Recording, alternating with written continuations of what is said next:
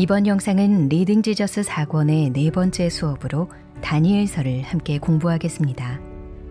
하나님을 향한 신실한 믿음으로 승리하는 다니엘의 이야기를 살펴보고 구약 성경의 묵시문학을 대표하는 다니엘의 여러 환상들을 우리가 어떻게 올바르게 이해할 수 있는지 함께 알아보겠습니다.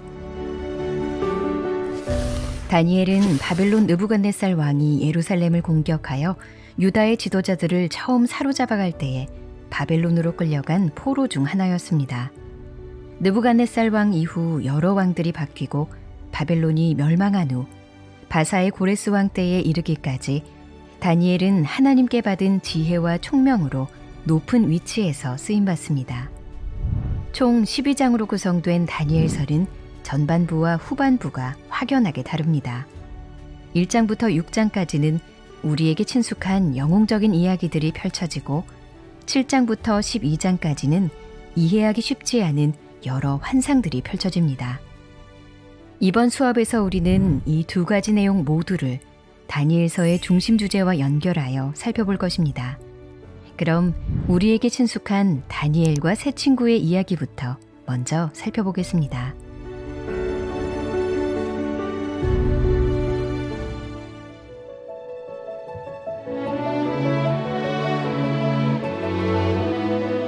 포로로 잡혀온 다니엘과 세 친구는 바벨론 궁정을 섬기기 위한 훈련을 받게 됩니다. 느부갓네살 왕은 이들을 포함한 몇몇 젊은이들에게 바벨론의 학문과 언어를 배우게 하고 왕의 상에서 나오는 지정된 음식과 포도주를 먹게 하였습니다. 그러나 다니엘과 세 친구들은 왕이 주는 음식을 먹지 않기로 결심했습니다. 하나님의 율법을 지키고 바벨론 문화에 동화되지 않기 위해서였죠.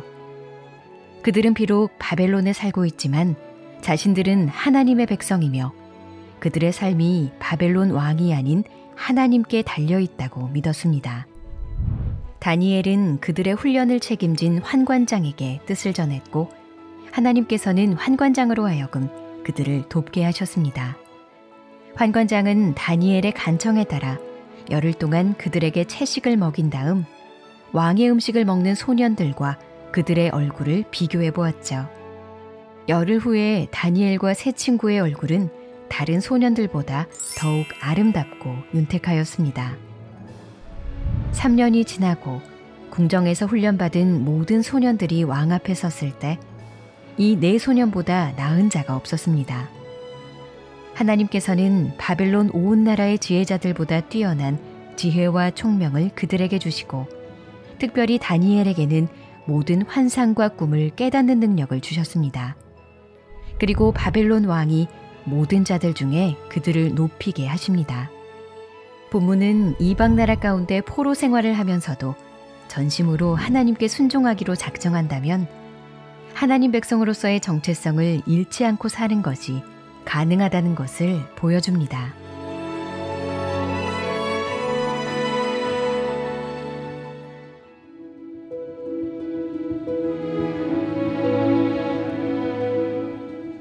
본문 6장에서는 그 유명한 다니엘과 사자굴 이야기가 나옵니다. 바벨론 제국이 멸망한 후 메드 사람 다리오가 왕이 되어 나라를 다스릴 때였습니다. 다리오 왕은 통치를 위해 3명의 총리를 세웠는데 다니엘이 그 중 한 명이었습니다. 다니엘이 다른 모든 이들보다 뛰어나자 다리오 왕은 그를 세워 전국의 통치를 맡기려 합니다. 그러자 이를 시기한 다른 총리와 고관 무리가 다니엘을 제거하려는 음모를 꾸미고 왕을 설득해 한 가지 법을 세웁니다. 30일 동안 왕 외에 다른 신이나 사람에게 기도하는 자가 있으면 그게 누구든 사자굴에 던져 넣는다는 법이었죠. 다니엘은 이를 알고도 늘 하던 대로 자기 집 윗방에서 예루살렘 쪽을 향해 창문을 열고 하루 3번씩 기도합니다. 무리가 이 사실을 고발하자 다니엘을 아끼던 왕은 몹시 괴로워하지만 내가 항상 섬기는 너의 하나님이 너를 구원하시리라 고 말하며 다니엘을 사자굴로 내어줍니다. 이튿날 새벽 왕은 급히 사자굴로 가서 다니엘의 생사를 확인하였고 다니엘의 몸은 조금도 상하지 않은 상태였습니다. 하나님께서 그의 천사를 보내셔서 사자들로부터 보호해 주신 것이죠. 왕은 다니엘을 참소한 자들을 사자굴에 던져 넣으라 명령하고 그들은 바닥에 닿기도 전에 사자들에게 덮쳐져 뼈까지 부서지고 맙니다. 다리오 왕은 다니엘이 믿는 하나님의 권능을 인정하며 온 땅의 백성들과 언어가 다른 모든 사람들에게 조서를 내려 다니엘의 하나님 앞에서 떨며 두려워하라고 공포합니다. 살아계신 하나님이 자기 백성을 능히 구원하시는 것을 목격했기 때문이죠.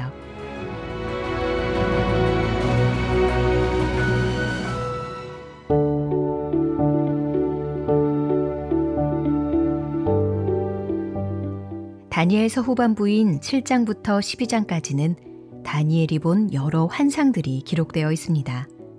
이는 묵시 문학으로서 우리에게 익숙하지 않은 장르입니다. 성경의 묵시록은 현 세상의 종말을 보여주는 하늘의 계시라고 정의할 수 있습니다. 이 세상에는 언젠가 끝이 있고 그 끝은 종말론적 평화의 시대로 대체되리라는 것을 복합적이고 신비로운 이미지로 드러내는 것이죠. 묵시 문학을 좀 더 쉽게 이해하기 위해 선지서와 비교해 보겠습니다. 선지서는 하나님의 말씀을 중심으로 논리적 담론의 형식을 취합니다. 그에 반해 묵시록은 계시를 받는 사람이 보게 되는 환상이 중심입니다. 법원을 예로 들어 설명하면 심판을 예언하는 선지자는 검사의 역할이고 묵시록에서 환상을 보는 사람은 증인에 가깝습니다. 선지서에도 여러 환상이 등장하지만 대체로 단순하고 자명한 반면 묵시록의 환상은 그 구성과 이미지가 훨씬 복잡하고 이해하기 어렵습니다. 심지어 모든 환상과 꿈을 해석하는 지혜가 있었던 다니엘조차도 천상의 해석자가 필요했죠. 마지막으로 선지서에서는 북방 왕국들이 유다를 치리라와 같이 이 땅에서의 구원과 재앙이 선포되지만 묵시문학에서는 내가 새 하늘과 새 땅을 보았노라처럼 이 땅의 시공간을 초월한 배경이 펼쳐집니다. 다니엘이나 요한계시록 같이 이해하기 어려운 환상이 가득한 묵시문학을 읽을 때 생각해야 할 가장 중요한 요소는 무엇일까요? 그것은 바로 묵시문학이 기록된 목적입니다. 묵시문학의 목적은 성도들을 위로하고 권면하는 데 있습니다. 다니엘서가 바벨론 포로기의 대학살 가운데 기록되고 요한계시록이 초대 기독교인들이 박해와 압제를 받을 때 기록된 것은 우연이 아닙니다. 묵시록은 이 세상에는 빛과 어둠, 선과 악, 악한 제국과 신실한 성도들 간에 끊임없는 대립이 있지만 결국 하나님이 통치하시고 승리하신다는 것을 강력하게 선포합니다. 그럼으로써 현실의 어려움을 인내하는 성도들을 위로하고 어떤 상황에서도 신앙을 지켜나가도록 권면하는 것입니다. 이러한 묵시록의 목표는 절망 가운데 있는 사람들을 예배의 자리로 옮기는 것입니다. 그리고 비록 우리는 약하고 미약한 존재이지만 우리의 기도가 지상과 천상을 뒤흔드는 역할이 있음을 반복적으로 보여줍니다. 마지막으로 우리가 기억해야 할 핵심은 묵시록이 인자, 즉 십자가에 못 박히시고 부활하시고 승천하신 예수 그리스도께 초점을 두고 있다는 것입니다. 성경 전체의 주인공이 예수님이기에 묵시록 또한 그분에게 집중하는 것이죠. 그러므로 묵시문학의 환상에 등장하는 숫자나 짐승, 뿔의 의미를 해석할 때 본문의 메시지를 바르게 이해하려면 예수 그리스도께서 성경의 중심이라는 사실을 놓치지 말아야 합니다.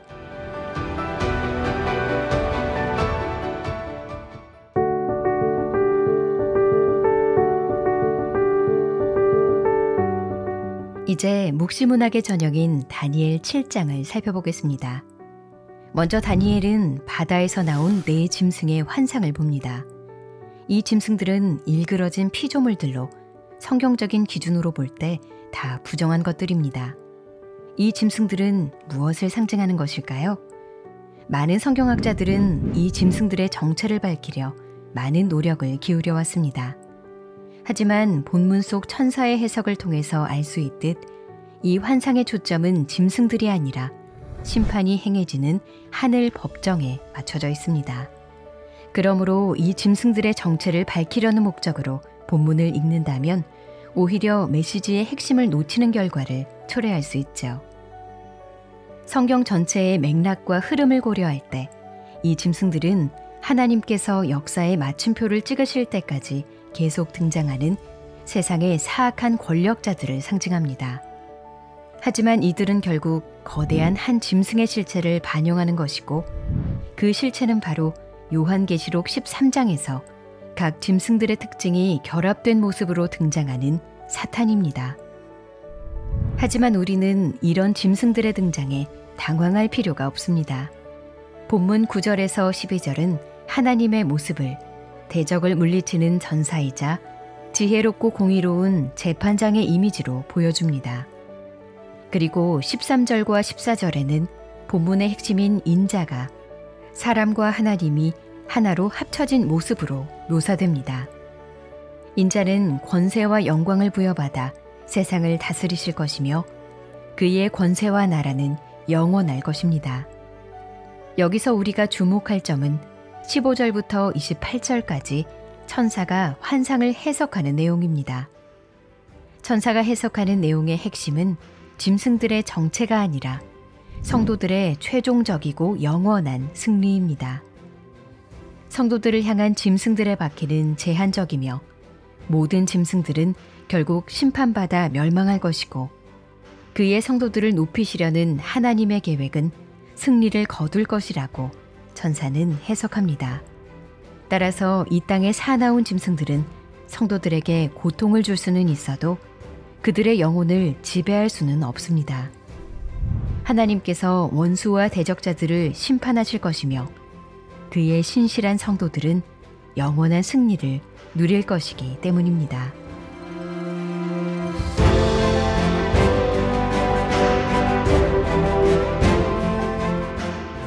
다니엘의 이야기와 환상이 공통적으로 보여주는 것은 이 땅의 권세를 잡은 자들이 아무리 강력해 보인다고 해도 그들의 영광과 나라는 영원하지 않다는 것입니다. 그리고 하나님께서 역사의 모든 과정과 심지어 자신에게 반역하는 자들까지도 완전히 주관하시고 다스리신다는 것을 보여줍니다. 큰 짐승은 궁극적으로 하나님의 성도를 해칠 힘이 없습니다. 왜냐하면 예수 그리스도께서 이 땅에 인자로 오셨기 때문입니다. 그가 우리를 대신하여 그 큰 짐승을 결박하셨고 이기셨습니다. 마지막 때의 사탄은 공의로운 재판장의 보좌 앞에 끌려와 죄악을 신문받고 영원한 불구덩이에 던져질 것입니다.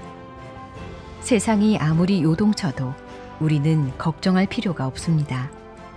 예수님과 함께하는 우리는 영원한 승리를 누릴 것이기 때문입니다.